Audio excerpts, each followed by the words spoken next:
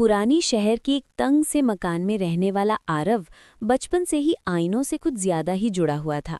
उसे लगता था कि आईना सिर्फ चेहरा नहीं दिखाता बल्कि किसी और दुनिया की खिड़की है। खासकर उसके कमरे में लगा पुराना दरारों वाला आईना, जिसे उसकी दादी ने कभी फेंकने नहीं दिया था।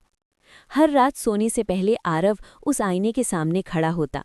एक रात जब बिजली चली गई और कमरे में सिर्फ दिए की लौ कांप रही थी, आरव ने आईने में कुछ अजीब देखा। उसकी परछाई थोड़ी देर से हिली। उसने आंखें मली, लेकिन दिल की धड़कन तेज हो गई।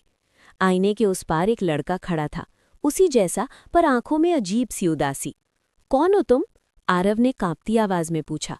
आईने के उस पार से धीमी आवाज आई। मैं वही हूं जो तुम बन सकते थे, और वही भी जो तुम बनना भूल रहे हो। अगली रातों में वो लड़का फिर दिखने लगा। उसने अपना नाम बताया, अनय। अनय उस दुनिया में रहता था जहां सपनों को डर से दबा दिया जाता है। वहां लोग वही करते हैं जो उनसे कहा जाता है। दिल की आवाज कोई नहीं सुनता। अनय ने बताया कि वो भी कभी आरव की तरह सपने देखता था, चित्रकार बनने का, खुले आसमान में उड़ने का, लेकिन उसने हार मान ली।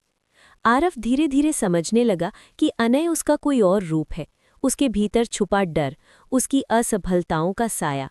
अनय हर रात उससे कहता, डरो मत, वरना तुम भी मेरी तरह इस आईने के उस पार फंस जाओगे।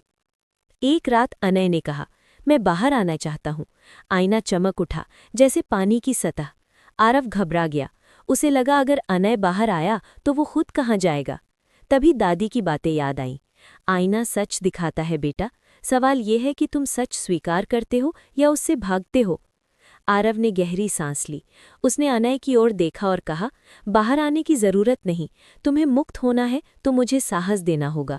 उसने अगले दिन अपने डर से लड़ने का फैसला किया। स्कूल की कला प्रतियोगिता में नाम दिया, लोगों की हंसी से नहीं डरा। हर छोटे कदम के साथ आईने की दरारें कम होती गईं। अनय की आंखों में रोशनी लौटने लगी। एक आखिरी रात अनय मुस्कुराया। अब मुझे यहाँ रहने की जरूरत नहीं, उसने कहा। आईना एक पल को चमका और फिर साधारण आईना बन गया। सुबह आरव ने खुद को आईने में देखा, पूरा निडर।